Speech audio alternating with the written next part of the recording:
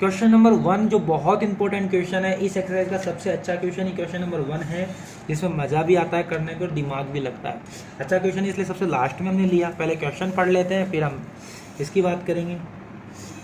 The taxi fare after each kilometre when the fair is 15 and first kilometre and 8 for each additional kilometre. Question समझ पा रहे हैं, अंग्रेजी आपको आती है तो समझ गए होंगे क्या कह रहा है ये।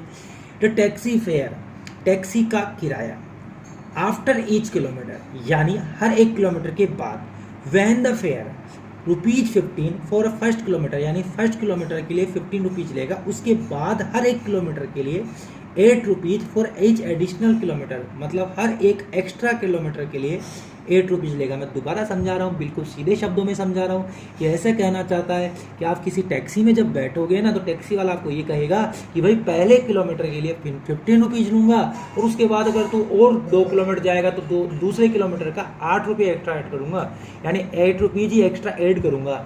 अगर तू 3rd किलोमीटर लेगा, 3 किलोमीटर लेगा, यानी 3rd किलोमीटर 3rd क्या है तो उसके लिए फिर 8 रुपीज़ एक्स्ट्रा ऐड करूँगा। यानी आपको इस तरीके से सिचुएशन बनेगी क्या, अगर 1 किलोमीटर आप जा रहे हैं किसी भी सर्विस कार से तो 15 रुपीज़ चार्ज किया जाएगा, यानी A1 आपका 15 हो गया। A1 कितना हो गया 15। अगर आप 2 किलोमीटर जा रहे हैं तो फर्स्ट किलोमीटर का तो 80 लेगा ही लेगा, सेकेंड किलोमीटर का 80 लेगा।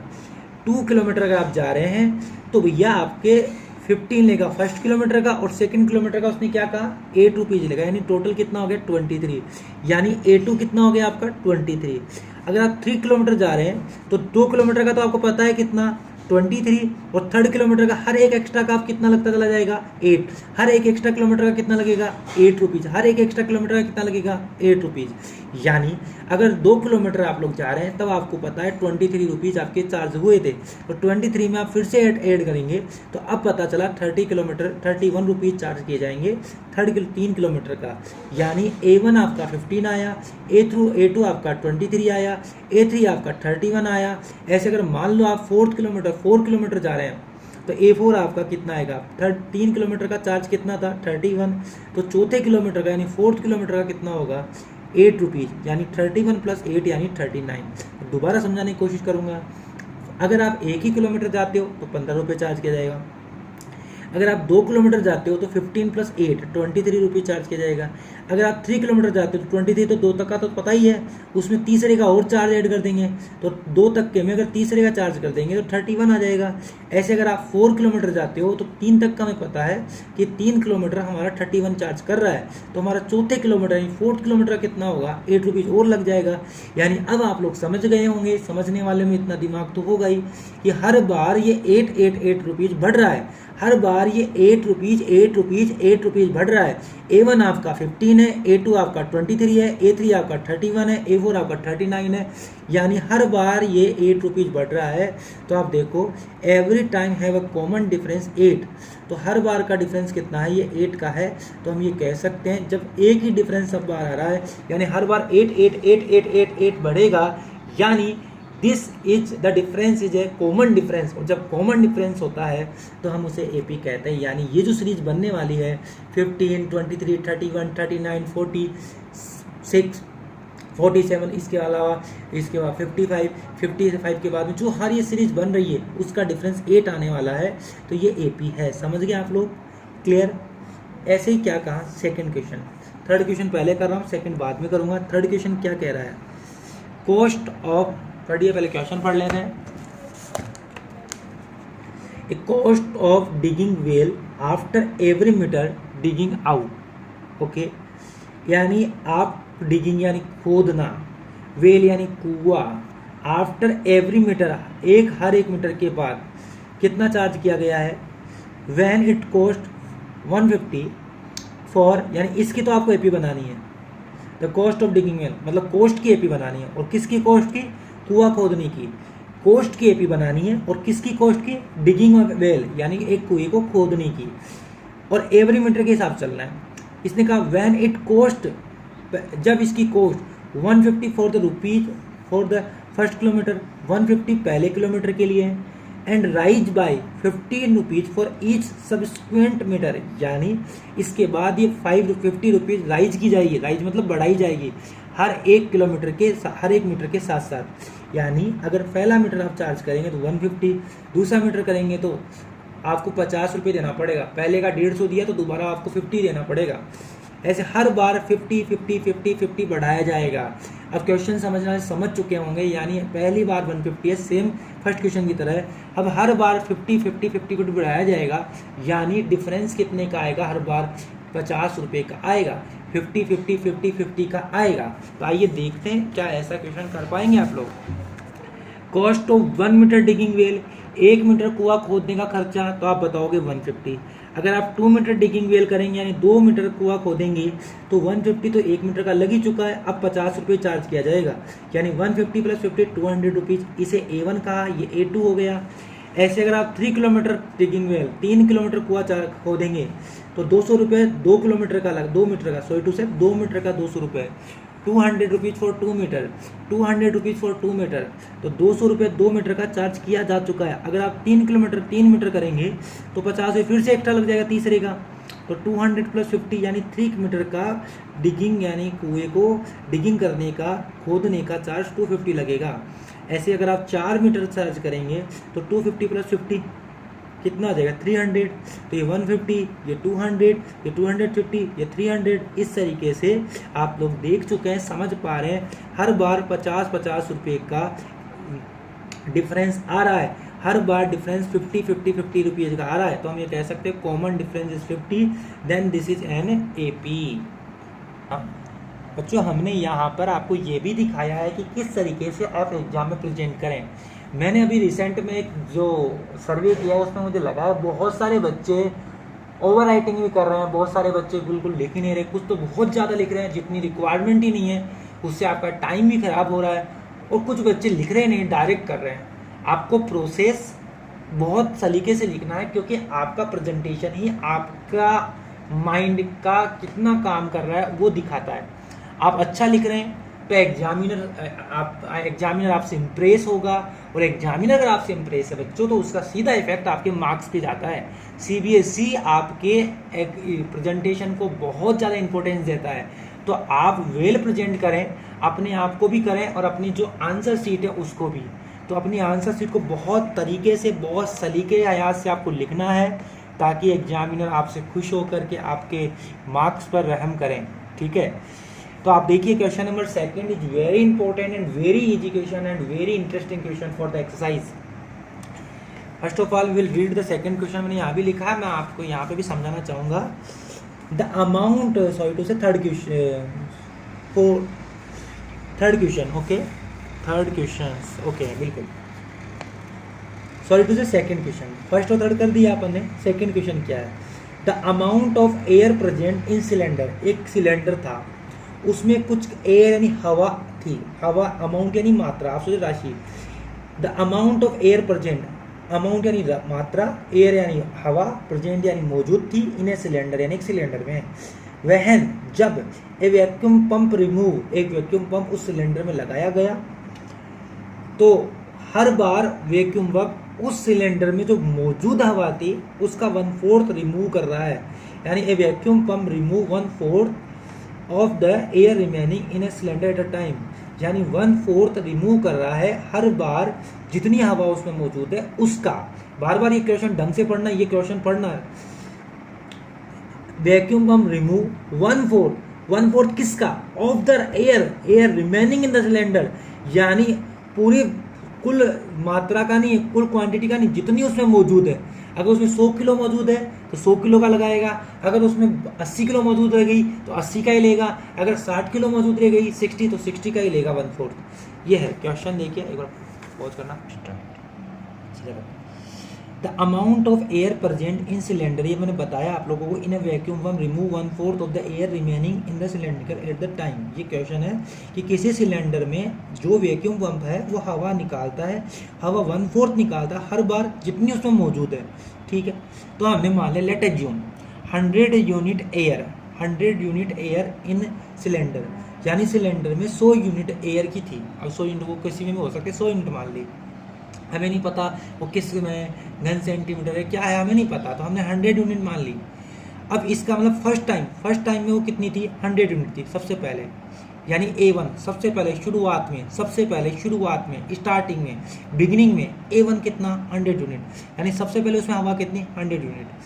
सेकेंड टाइम थोड़ी देर के बाद में air in cylinder eight second time दूसरे समय कितना, वही 100 में से 1/4 निकालेगा, तो 100 में से 100 का 1/4, क्योंकि यही तो बोला जितनी उसमें मौजूद है, ये मौजूद है, उसका 1/4 ये निकालेगा, जितनी उसमें मौजूद है उसका 1/4 अगर ये निकालेगा तो 100 का 1/4 कितना होता है 25। मत काटना, साइलेंट कर दे।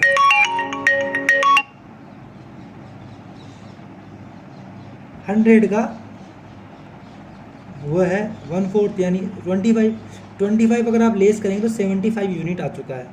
Eight third time air in cylinder, तीसरी बार कितना, तो अब आप देखो यहाँ पर डिफरेंस, इन दोनों का डिफरेंस कितना आएगा, वही 25 जो आपने लेस किया वही तो डिफरेंस है भाई। आप लोगों ने 100 आ रहा है A1, आपका A2 आ रहा है 75, तो A1 में से A2 का डिफरेंस कितना आएगा 25, यानी D25 आ रहा है। दोबारा मैं बोल दूँ, इसने यही तो बोला है मौजूद हवा का 1/4, मौजूद हवा 100 थी, उसका 1/4 अपने निकाला, तो अब कितनी मौजूद रह गई 75, यानी सबसे पहले 100 यूनिट उसमें हवा मौजूद थी, अब हवा उसमें 75 थी। अब थर्ड टाइम तीसरी बार कितनी हवा निकालेगा, तो जैसा कि इसमें कहा गया है air 1/4 of air remaining in cylinder, यानी जितनी हवा उसमें बची हुई है उसका 1/4 निकालेगा, तो 100 में से 25 जा चुकी है, 75 उसमें बची हुई है, तो अब की बार थर्ड टाइम जो है एयर बचेगी उसमें, तीसरी बार एयर कितनी बचेगी, तो अब की बार वही 1/4 निकालेगा, बट अब की बार क्या 100 का निकालेगा या जितनी उसमें मौजूद है। अब उस सिलेंडर में कितनी मौजूद है 75 है, अरे सबसे पहले 100 मौजूद थी तो 100 का निकाला गया था, अब 75 मौजूद है तो 75 का निकाला जाएगा, तो 1/4 ऑफ 75, तो 75 इंटू 1/4 तो आएगा 18.75, तो इसका डिफरेंस ये आ रहा है। तो A1 आपका बच्चों 100 है, A2 आपका बच्चों 75 है, A3 आपका बच्चों 56.25 है, यहाँ का डिफरेंस 25 आ रहा है, इसका डिफरेंस साफ साफ दिख रहा है, ये डिफरेंस यही तो आएगा क्योंकि इसी को तो लेस करने चाहिए है, तो इसका डिफरेंस कितना आ रहा है, इसका डिफरेंस कितना आएगा 18.75, तो आपका डी ये आ रहा है, दो बार डिफरेंस कॉमन नहीं हो रहा, ये डिफरेंस सेम नहीं आ रहा, ये डिफरेंस सेम नहीं आ रहा, इसका मतलब ये एपी नहीं बन सकती है, क्योंकि A1 और A2 का डिफरेंस, A3 और A2 का डिफरेंस सेम आना चाहिए, यहाँ सेम आ ही नहीं रहा, यहाँ डिफरेंस एक बार 25 आ रहा है, एक बार आपका 18.75, कैसे निकालेंगे, तो साफ साफ दिख रहा है इसका गैप और इसका गैप, क्लियर है, common difference not same, so this is not AP. इस तरीके से आप लोग एग्जाम में प्रेजेंट करके आएंगे।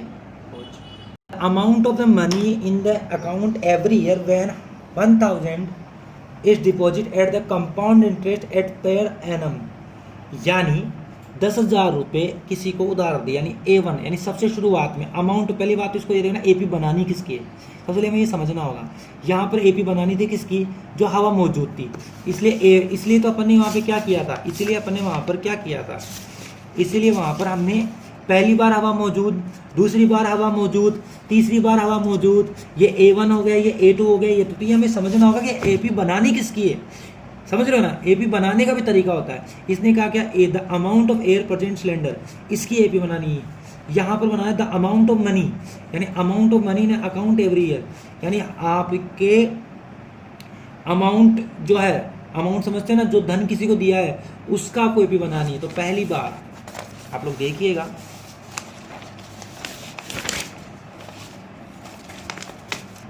मान लो फर्स्ट टाइम किसी को उधार दिया है 10,000 रुपीज़, यानी अमाउंट है फर्स्ट ईयर, पहले साल का धन, पहले साल का अमाउंट कितना था, तो इसी की तो एपी बनानी थी, यानी ये जो शुरू में ये A1 हो गया, क्योंकि ये सबसे पहला अमाउंट है। अब हमें सेकंड साल का अमाउंट निकालना है, फर्स्ट साल का अमाउंट A1, तो सेकंड साल का अमाउंट A2, फर्स्ट साल का अमाउंट A1, तो सेकंड साल का अमाउंट A2, तो A2 कैसे निकलेगा भाई, इसने कंपाउंड इंटरेस्ट कहा है बच्चों, मैं यहाँ डायरेक्ट कर रहा हूँ, बुक्स में फॉर्मूले से कर रखा है, फॉर्मूले की कोई ज़रूरत नहीं है, क्योंकि इतनी चीज़ के लिए मैं पूरा फॉर्मूला सिखाऊंगा। मैं कंपाउंड इंटरेस्ट का मतलब समझा देता हूँ। अगर आप कंपाउंड इंटरेस्ट का मतलब समझ जाएंगे तो आई होप ये क्वेश्चन बहुत अच्छे से कर पाएंगे। तो कंपाउंड इंटरेस्ट का मतलब क्या है ये समझिए बच्चों। तो यहाँ पर आपको पता चल रहा है 10,000 है, ठीक है। आपको 10,000 कहा, यानी कंपाउंड इंटरेस्ट ये कहता है जितना अमाउंट है वो, अगर इससे पहले का कोई ब्याज आप दे चुके हैं उस पर भी आपको ब्याज चार्ज किया जाएगा। यानी आपका इंटरेस्ट दो चीज़ों पे चार्ज किया जाएगा, एक तो मेन असल यानी मेन अमाउंट जो आपने लोन दिया यानी प्रिंसिपल वैल्यू, और एक वो जो आपने अगर पहले कोई चार्ज किया है, पहले कोई इंटरेस्ट लग चुका है उसका भी।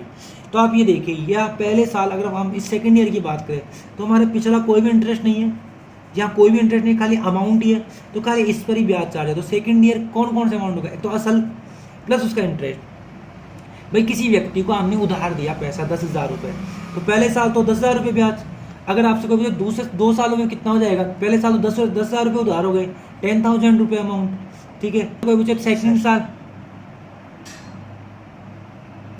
अगर आपसे कोई पूछे पहले साल का अमाउंट तो आपने 10,000 बताया, कोई पूछे सेकंड 2 सालों का बताओ तो आपने क्या बताया 10,000 तो था ही, और उसमें उस साल का ब्याज और जोड़ देंगे।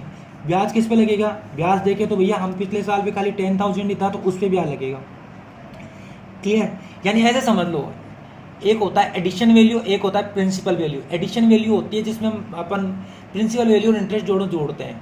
मारवाड़ी में हिंदी में बात को समझ जाओ भैया, मैं ये समझाना चाहता हूँ कि एक तो असल होता है, एक होता है आपका ब्याज, यानी एक तो होता है प्रिंसिपल वैल्यू और एक होता है इंटरेस्ट।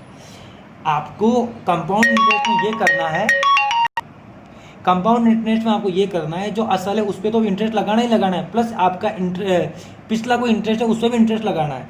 तो आपका 10,000 का आपको 8% और लगाना है, तो 10,000 का 8% कितना होगा 800। यानी पहले साल तो आप खाली 10,000 रुपये ही ब्याज लगाएंगे क्योंकि पहले कोई ब्याज था ही नहीं, तो आपका कितना होगा 10,800, ये आपका हो गया। ये भाई दोबारा सुनो, आपका A1 आपका 10,000 था पहले साल, दूसरे साल वो प्लस ब्याज, असल प्लस इंटरेस्ट, तो असल 10,000 और इंटरेस्ट कितना 800, 10,800। इस तरीके से इन दोनों का डिफरेंस कितना 800, डी इतना आ गया। अब थर्ड ईयर क्या होगा अमाउंट, थर्ड ईयर अगर हम देखें तो 10,800 तो आज तक का था ही, और मैं बोल चुका हूं कि आप लोग इंटरेस्ट आज तक का जितना बाकी है उस पर लगाएंगे, यानी आप असल के साथ साथ ब्याज पर भी लगाएंगे। असल 10,000 इंटरेस्ट 800 है तो 10,800 पूरे पे लगेगा, ना कि खाली 10,000 में लगेगा। सिंपल इंटरेस्ट में खाली 10,000 लगता है, तो इस बार आपको इंटरेस्ट देना है 10,800 पर, तो 10,800 प्लस 10,000 का 800 का 8% कितना होगा 864, निकाल लेना।